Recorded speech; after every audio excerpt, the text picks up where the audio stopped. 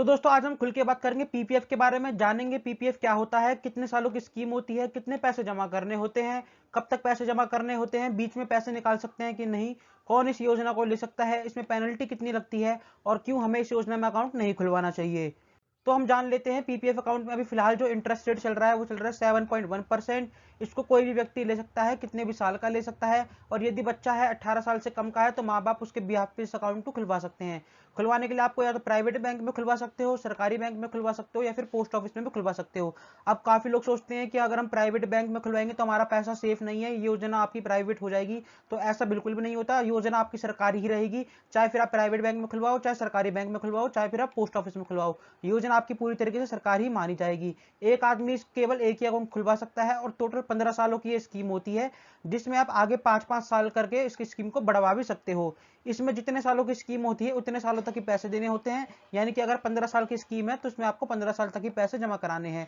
कम से कम एक साल में इसमें आपको 500 रुपए जमा कराने होते हैं अगर आपको इस स्कीम को चालू रखना है। यानी कि एक साल में आप एक बार 500 रुपए जमा करवा दीजिए, उसके बाद फिर आप बेफिक्र रहिए और ज्यादा से ज्यादा आप इसमें एक साल में 1.5 लाख रुपए जमा करा सकते हैं। आप चाहे तो हर महीने महीने करके कुछ पैसे जमा करा सकते हैं एक साल के अंदर, या फिर आप चाहे तो एक बार में ही कुछ पैसे इसमें जमा करा सकते हैं। अब दोस्तों अगर आपको बीच में पैसों की जरूरत पड़ती है तो उसमें क्या होगा, आपके पास 3 ऑप्शन अवेलेबल है। सबसे पहला ऑप्शन है लोन का। तो लोन आप तीसरे साल से लेकर 6वें साल के बीच में ही ले सकते हैं, ना उससे पहले ले सकते और ना उसके बाद ले सकते। हालांकि ये काफी अजीब सा रूल है, इसके पीछे का लॉजिक क्या है ये किसी को समझ नहीं आया, लेकिन इसमें यही रूल बताया गया है। साथ ही साथ कितना लोन मिलेगा, जितना आपके अकाउंट में बैलेंस है उसका 25% मिलेगा। यानी कि आपका जो पीपीएफ अकाउंट है उसमें जो इंटरेस्ट लग के बैलेंस बन चुका है, मान लो 1 लाख बन चुका है, तो 1 लाख का 25% होता है 25,000 रुपए। तो 25,000 रुपए ही आपको इसमें लोन मिल सकता है। बात करें अगर हम बीच में पैसा निकालना चाहें तो लोन ना लेकर, अगर हम चाहें कि हमारे 1 लाख रुपए में से कुछ पैसा हम निकाल लें, तो उस केस में क्या होगा, तो वो पैसा आप केवल और केवल 5 साल बाद ही निकाल सकते हैं। और वो भी केवल और केवल 50%। यानी कि अगर 1 लाख रुपए आपके बैलेंस हो गए हैं तो 1 लाख का 50% होता है 50,000 आप निकाल सकते हैं। बात करें अगर हम अकाउंट ही बंद करवा दें, यानी कि अगर हमें पैसों की ऐसी जरूरत पड़ गई भैया अकाउंट ही बंद करवाना चाहते हैं, तो वो चीज आप केवल और केवल 5वें साल के बाद ही कर सकते हैं। और वो भी केवल 2 ही कंडीशन में, या तो मेडिकल इमरजेंसी हो, यानी कि आपके घर में आपकी बहुत ही ज्यादा मेडिकल हालत खराब हो गई हो तब आप निकाल सकते हैं, या फिर आप अपने बच्चों की हायर एजुकेशन के लिए, जो उनकी आगे की पढ़ाई होती है जिसमें काफी ज्यादा पैसा लगता है, उस चीज के लिए आप पैसा निकाल सकते हो। बात करें रिटर्न की तो उसमें गारंटीड रिटर्न होती है, लेकिन एक चीज ऐसी है जिसकी वजह से मैं आपको ये कह सकता हूँ कि आप इस योजना में ना ही पैसे लगाए तो अच्छा है, वो मैं आपको लास्ट में बताऊंगा। जो लास्ट इसमें टैक्स बेनिफिट है वो ट्रिपल ई बेनिफिट है, यानी कि आप जो पैसा जमा कराएंगे उस पर किसी भी प्रकार का कोई टैक्स नहीं लगेगा। साथ में आपको जो इंटरेस्ट मिलेगा उस पर भी किसी प्रकार का कोई टैक्स नहीं लगेगा। और लास्ट में जो आपको मेच्योरिटी मिलेगी उसमें भी किसी प्रकार का कोई टैक्स नहीं लगेगा। इसलिए इसको ट्रिपल ई बेनिफिट के अंतर्गत लाया गया है।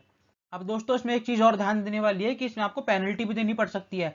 अगर आपने किसी साल पैसे नहीं जमा कराए, चाहे आप कितने भी पैसे जमा कराते हो, 500 कराते हो एक साल के अंदर या 50,000 जमा कराते हो, उससे कोई मतलब नहीं है, आपको बस जमा कराने हैं। लेकिन अगर आपने किसी साल जमा नहीं कराया तो 50 रुपए आपके उस साल के जुड़ जाएंगे। तो अगली बार आप जब भी पैसे जमा करेंगे तो पिछले बार के 50 रुपए आपको देने होंगे। अगर आपने 2 साल तक पैसे जमा नहीं कराए तो फिर आपके 100 रुपए हो जाएंगे।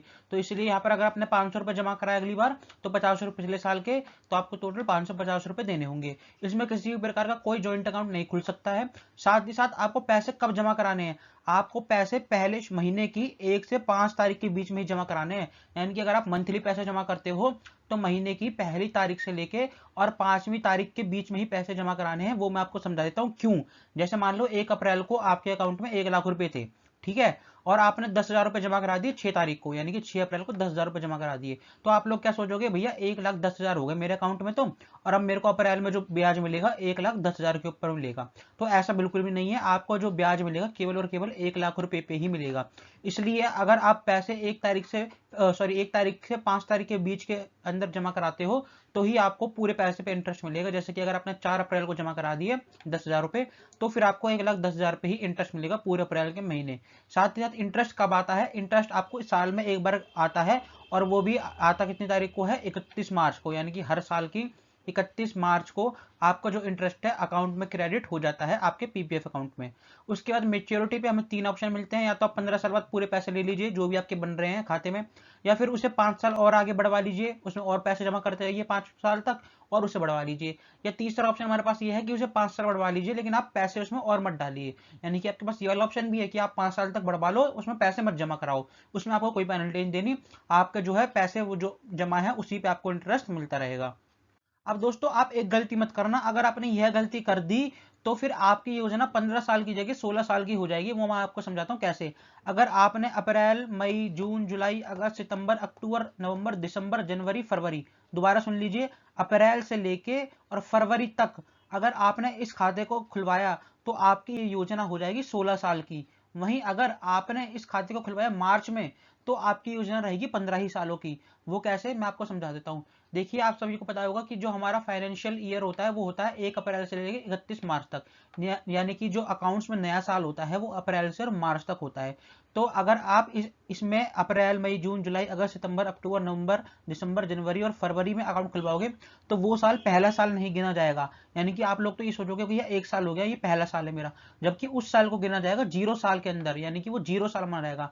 उसके बाद जब अप्रैल लगेगा, अगला अप्रैल जो लगेगा उसमें माना जाएगा आपका पहला साल, उसके बाद जो अप्रैल लगेगा उसमें माना जाएगा दूसरा साल। तो इसी वजह से आप जब भी खाता खुलवाएं तो मार्च के महीने में खुलवाएं। इससे क्या होगा कि जो मार्च के महीने में खुलेगा वो 0 साल माना जाएगा और फिर अप्रैल से नया साल चालू हो जाएगा 1 महीने बाद ही, तो फिर वो आपका पहला साल से स्टार्ट हो जाएगा। इसी वजह से आपको इस चीज से बचना है। आपको जो अकाउंट खुलवाना है केवल और केवल मार्च के महीने में ही खुलवाना है। इससे आपको ये बेनिफिट होगा कि आपका पूरा साल बच जाएगा। हालांकि इंटरेस्ट आपका पूरा मिलेगा उस साल का भी, लेकिन जो आपकी योजना है वो 15 साल की जगह 16 साल की हो जाएगी।